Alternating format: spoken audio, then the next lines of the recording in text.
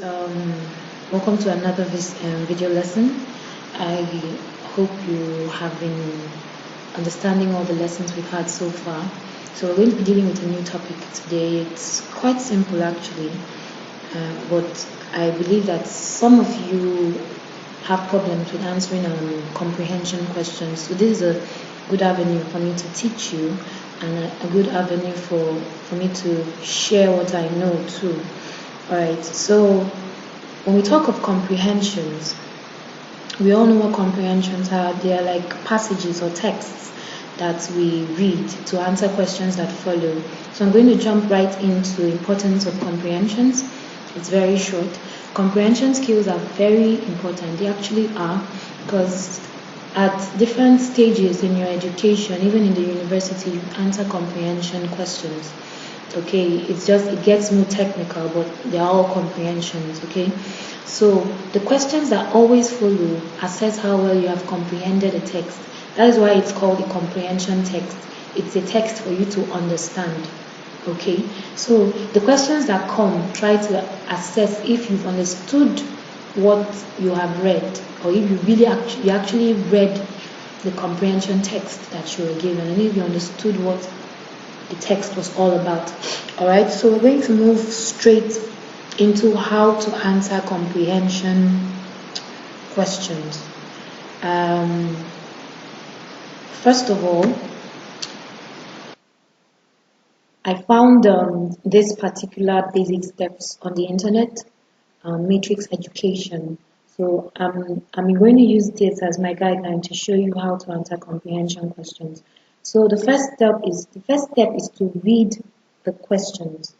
I'm going to say it again. Read the questions first. So it may seem backwards to read the questions first, but it actually isn't.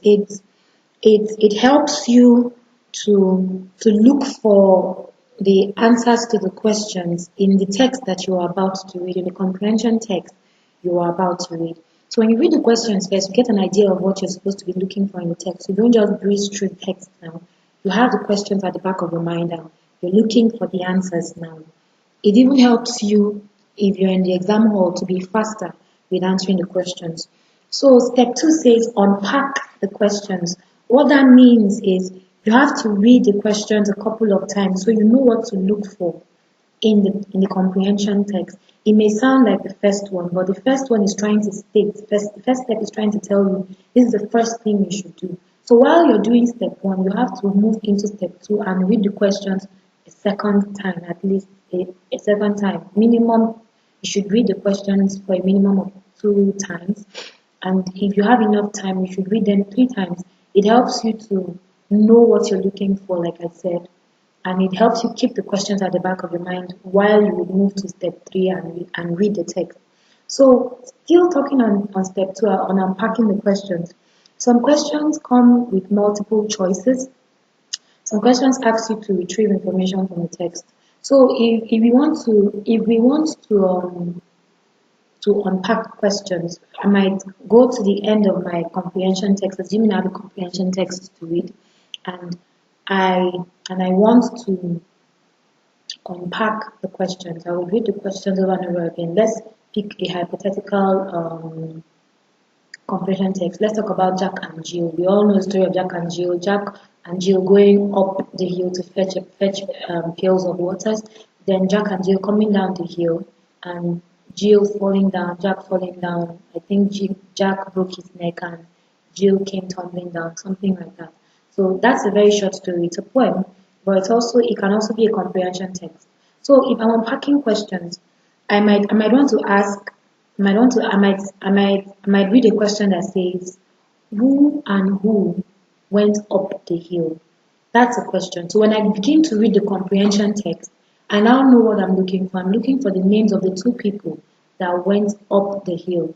Jack and Jill went up the hill. So by the time I'm reading the text and I see that I've answered question 1, I can go back and answer question 1. Okay? So step 3 says now read the text. Now you read the text, the comprehension text. So At this point, you now know what you need to answer. You're ready to read the text. The question are asking you to find information about. I don't know if you understand. So you've read the question. The questions are asking for information. Now you go and get the information from the comprehension text. When you read the text, you need to be mindful of time, but you don't also want to rush it. Don't skim through a comprehension text. You read through a comprehension text. So you have to be fast, yes, but you also have to make sure you're reading through the text to understand the text and to get the answers you're looking for. So if you if you if you are in an exam hall, you have to be aware of the amount of time you need to read the text. And if you have enough reading time, you should read the text twice. If you do not have enough reading time, then you have to take your time to read the text. But if you do have enough reading time, read the text twice. It helps. Read the text twice. It helps after you've read the questions, okay? So as you read, you need to understand the meaning of the text as a whole. What is the text talking about? Then you also have to find the information the questions are asking for. If you have time, like I said, to read the text more than once, try to read the text the first time to understand it. Then read the text a second time to find what the question is asking you for. I'll say that again. If you have time to read the text more than If you have time to read the text more than one, I'm sorry for that. If you have time to read the text more than once, you should read it for the first time to understand it, and then you should read it the second time to find out what the question is asking you for. Okay? Alright. So step 4 says read again for evidence and technique. Okay, yes, that was what we're talking about. When you are reading again, you look for the information the questions are asking you for. Sorry, I blended step 3 and step 4. Alright, so, but in step 4, taking it further, you now know what you need to answer to make your job easier. Then, depending on the kind of questions you are asked, you should pay attention to the following things I'm about to state for you. You have to pay attention to the names of the characters in the text you're reading. If there are no characters, you pay attention to the names of places. If there are no places, you should pay attention to the actions of the characters in the text you're reading. Then you should also pay attention to the relationship between characters. If there's more than one character in the text you're reading, you have to pay attention to the relationship between those characters. Then you have to pay attention to the use of figures of speech like metaphor, simile, imagery, symbols, and all that. Okay. In our next class, we're actually going to deal with figures of speech. It's necessary that you know these little things. Alright, if you cannot make notes during the reading time, you need to try to remember the parts of the text that contain useful information. Meaning, let's say you're having an exam. Most exams are pen on paper, you write physically. So you can always give an asterisk, like a mark at the place where the answer to your questions are. So when you're answering the questions, you can always go back to that particular place and pick your answer from there.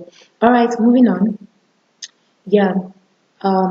Let's move on to step 5, which is the final step.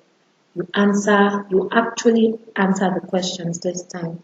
If it's a multiple choice format, you're going to have to choose the most appropriate answer from your list.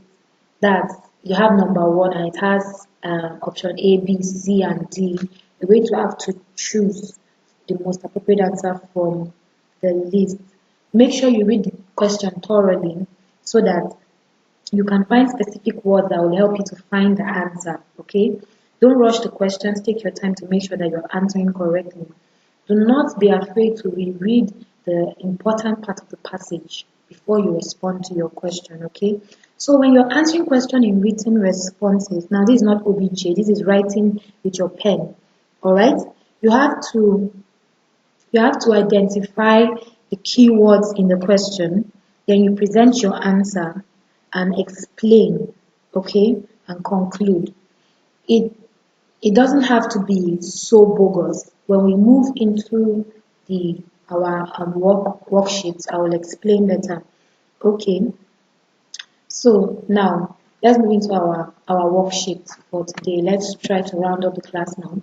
So I'm going to read out this comprehension quickly. A tropical rainforest is like no other place on earth. Okay, let's follow the steps. What's the first step?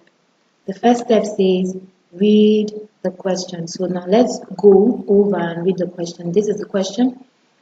So the question 1 says, what are some animals that live in the tropical rainforest? Number 2 says, what is the synonym for forecaster? Number 2 is, what is the equator? Number 4 says, how many species of butterflies are there? I'm hoping you'll be able to pause these things and take your time to read through each and every step. It helps. All I can do right now is guide you through it and show you while I'm doing this. So, number 5 says, why are rainforests endangered? And what can happen if the rainforest disappears? Yeah, when you have time, you go through it a second time, a third time, then you go back to the comprehension question. So now, a tropical rainforest is like no other place on earth. Its dense canopy of trees, an amazing variety of animals and plant life. Howler monkeys, boa constrictors, and giant spiders are but a few of the inhabitants of this lush forest. I'll take that again. A tropical rainforest is like no other place on earth, with its dense canopy of trees, an amazing variety of animals and plant life. Howler monkeys, boa constrictors, and giant spiders are but a few of the inhabitants of this lush forest. If you were a weather forecaster for a rainforest, your job would be easy. You could give a consistent forecast for almost every day of the year. Today's weather will be hot and humid with a 90% chance of rain. Tropical rainforests are located just north-south and south of the equator, the imaginary line that appears as a belt around the globe. Although tropical rainforests cover only about 7% of the world, more than half of the world's wildlife resides there. We don't know for sure how many different plants and animals there are, though, because the rainforest is so inaccessible. Scientists are still discovering new animal and plant species in rainforests. In the Amazon rainforest, for example, scientists have counted at least 2,000 species of butterfly, and on just one jungle tree, they found 200 different kinds of ants. Many rainforest animals live their whole lives in trees that can grow as high as 200 feet. Animals such as colobus monkeys find everything they need in their lofty tree homes and rarely descend to the ground. Rainforests are endangered and some are quickly disappearing. Alright, okay, let me finish this particular page. And some are quickly disappearing, though people are chopping down the trees for wood or burning the forest to farm the land. Alright, so full stop. First of all, our first question, if we can remember, was what are some animals that live in the tropical rainforest? So moving back, we have definitely seen the animals that live in the tropical rainforest. Howler monkeys, boa constrictors, and giant spiders. And these are just but a few. Okay, so that is the answer to our question 1. Then the question 2, it said, what is a synonym for forecaster? Alright, so moving back, we find the word forecaster in our second paragraph. If you were a weather forecaster. Okay, so if we want to look for the synonym of forecaster, then if you have dictionaries, you should check your dictionary. You should find out what it means to be a forecaster. So a forecaster,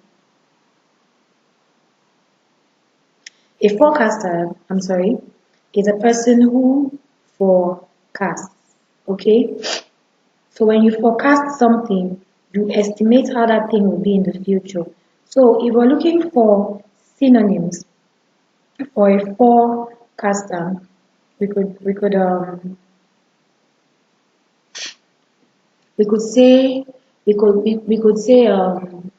if you were a weather predictor, when you're a forecaster, you predict. So if you were a weather predictor for a rainforest, your job would be easy. So a synonym for forecaster could be to predict. Okay? Alright, so the next question says, what is the equator? What is the equator? Alright, we're rounding up soon.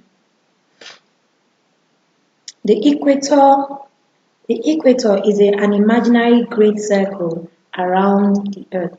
So it means you have to use a dictionary to find out what that word means.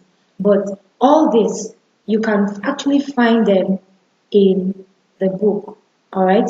So in the second paragraph still, the last sentence, you see, tropical rainforests are located just north and south of the equator, comma, the imaginary line that appears as a belt around the globe. So the definition for the equator is in the comprehension, which is why you should read the question before you read the comprehension. It helps you to get the answers as you read. Alright? So the next question says, how many species of butterfly are there? Alright, so now in the third paragraph, towards the last two lines, you find that scientists have counted at least 2,000 species of butterfly. So while you're reading, you found the answers to the questions, okay? Then the next thing, remember the first thing we're supposed to do is read to understand the comprehension. Now we understand that this comprehension is talking about the tropical rain forest on earth. Okay?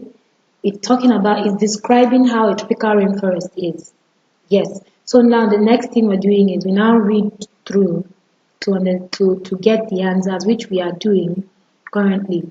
Alright, I'm going to leave you with the rest of the questions. You can take your time. Please follow the steps. It will really help. I hope it will really help you because the steps are very self-explanatory. You don't even need too much explanation to know what the steps are talking about. Because if you go back, you see, read the questions, unpack the questions. When we talk about unpack, it means you read the questions all over again. Then you read the text, the comprehension text, and read the text again for evidence and techniques. Then you answer the question. Okay? So this are worksheets. If you can, pause this video and try to do the comprehension questions that come after. Yeah, this is another comprehension text. Yes, try to find out what the whole text is talking about. Okay, and then you answer the comprehension text again. The comprehension questions. I'm sorry. Answer the comprehension question. Make sure you follow the steps I have given you. I wish you success on this amazing project. And I'm sure you have textbooks. Try answering more comprehension questions on your textbooks. If you want to also, you can also send those ones to me, and I would answer them, and I would mark them, give you the correct answers to, and send them back to you. Thank you very much.